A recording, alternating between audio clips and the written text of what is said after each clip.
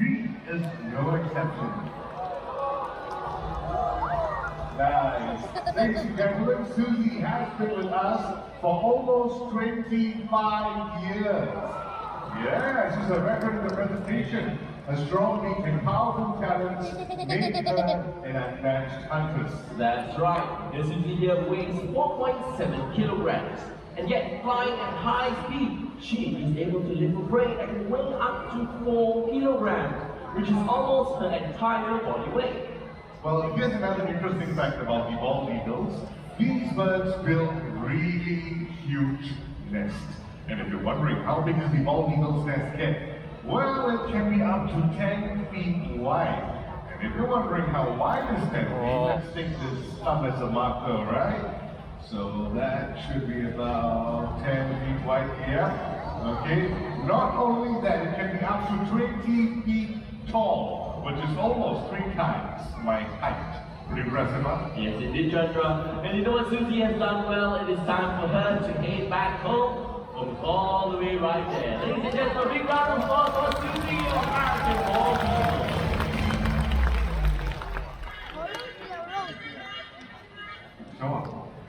Sean, you heard that call? That's a very familiar call, Chandra.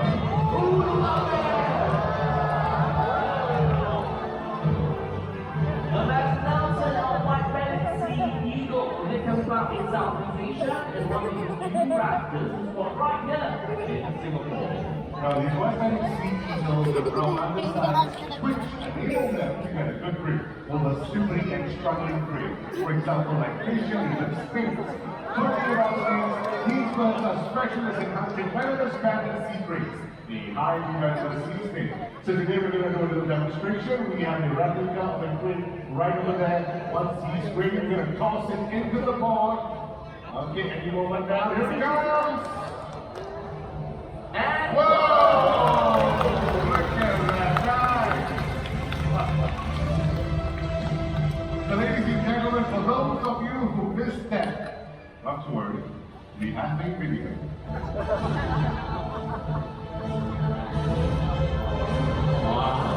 There you go. Round of applause for Elton, everyone. Thank you.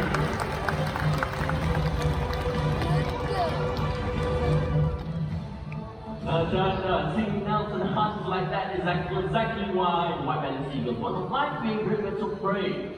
Shawaka. There is another bird of prey that I really like, which you can commonly find right here in Singapore, and that would be the brownie kite. So everyone, let's welcome Sapphire. Watch this.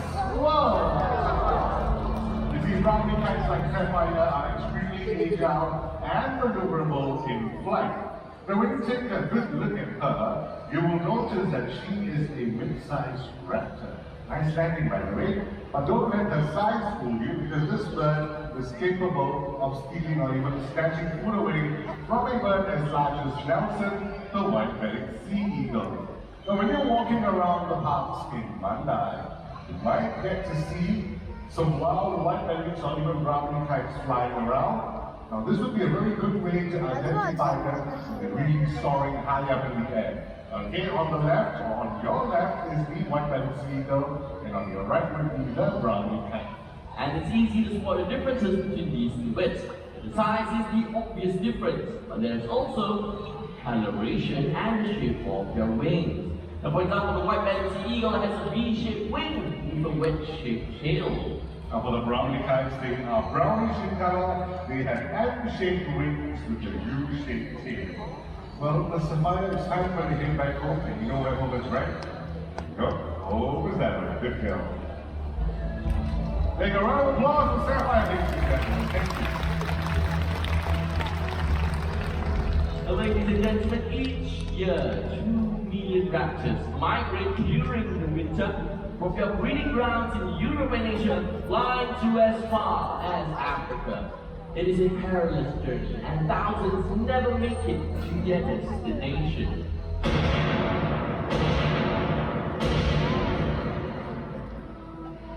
Ladies and gentlemen, each year, thousands of these birds are being killed for sport. So we will need your help to save and protect them. Our skies will soon be empty. The birds of prey are vital to the health of our planet. They remove all sick animals and get rid of pests.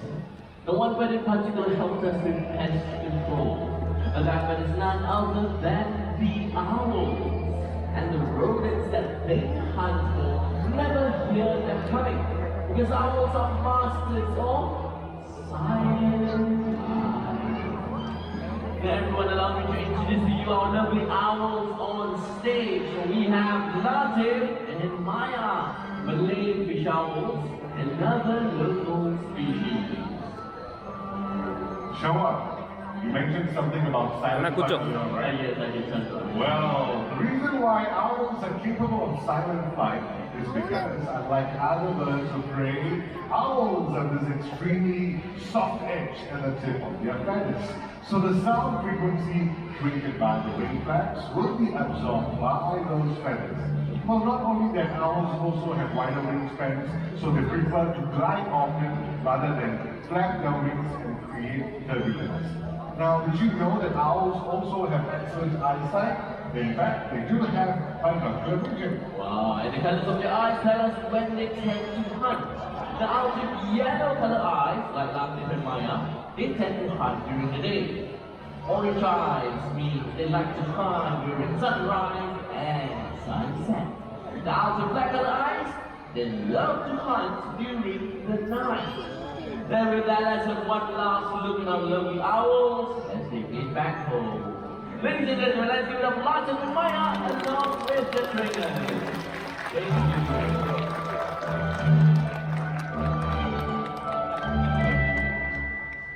So ladies and gentlemen, we have seen nature's pest controllers.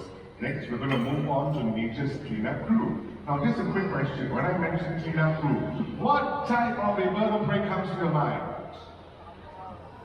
Say louder, please. Vultures! Very good. But unfortunately, vultures are widely misunderstood birds of prey.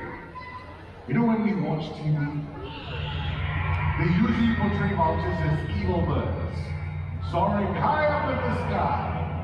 And then there's this ominous music accompanying it with the sense of impending doom. Well, ladies and gentlemen, we are here to tell all of you the real story. The vultures are nature's clean-up crew. They use columns of air to fly and glide as they search for dead animals using their sense of sight and smell.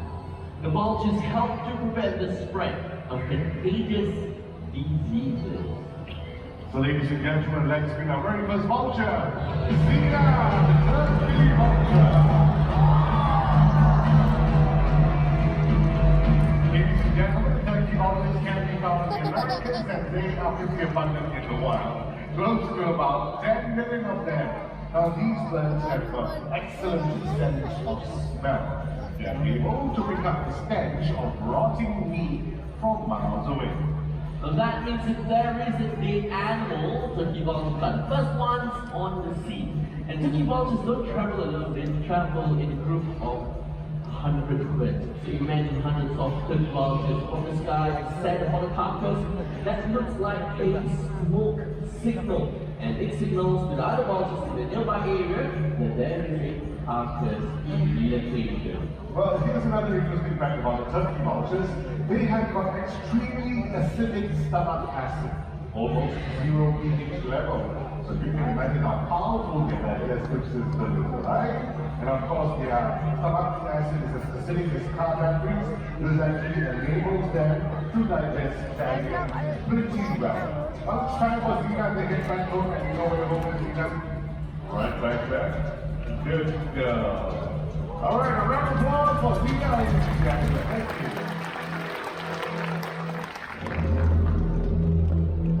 Ladies and gentlemen, our next character is also from the Americas. Now, in the Mayan legends, these birds were known to be the messengers between humans and gods, earning them the title, the King. So everyone, let's welcome the magnificent King Vulture, John Carver.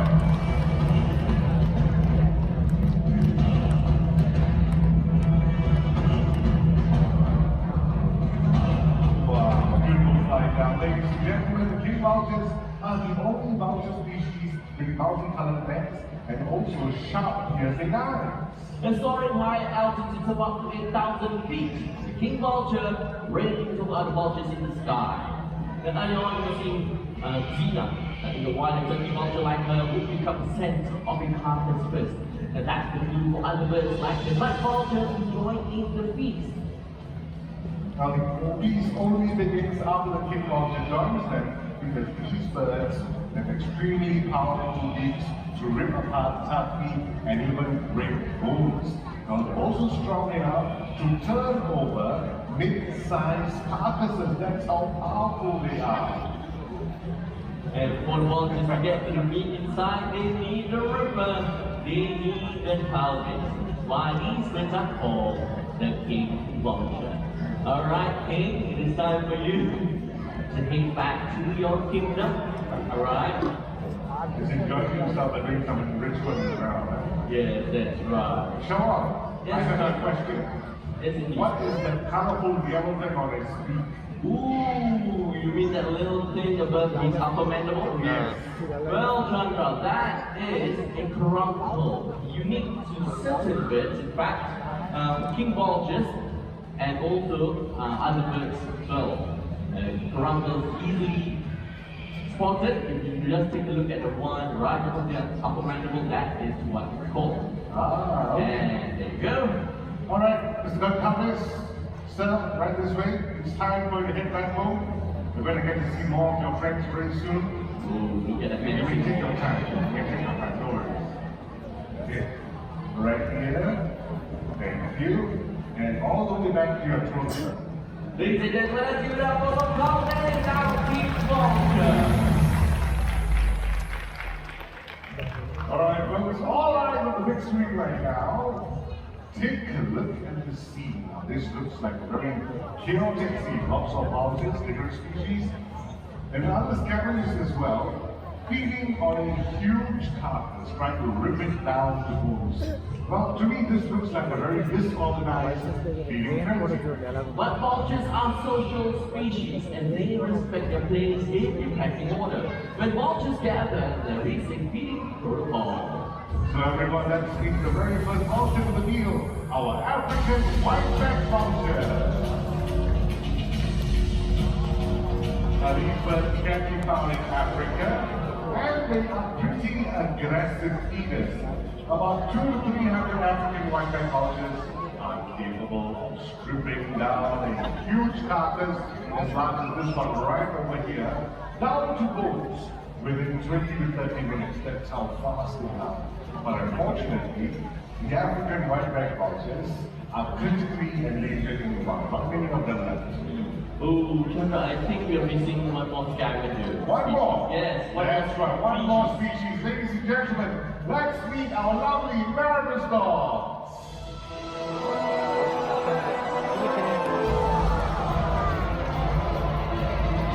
And for the folks right back there.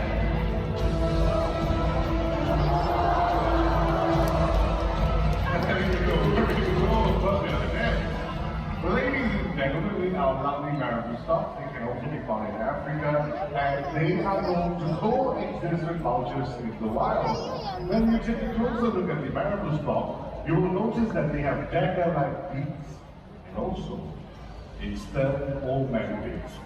That's why they're also known as the old man's dog. And big scavengers, they're able to cooperate and coexist well with the vultures during the big feast. Now, ladies and gentlemen, 11 species of vultures in Africa clean up to 70% of the continent's area. We would all be in a lot of trouble without the vultures. That is so true, Shalom. Ladies and gentlemen, throughout the world, we are losing these amazing birds at an alarming rate. Due to various reasons, for example, like deforestation, electrification, deliberate poisoning, and even superstitious beliefs.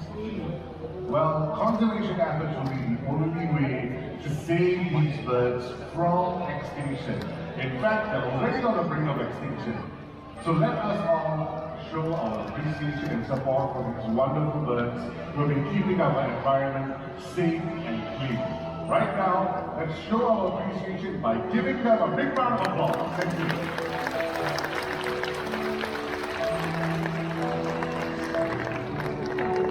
For today, human raptors and scavengers, these kings of the sky and walkers of our earth are a part of our ecosystem, a part of our planet.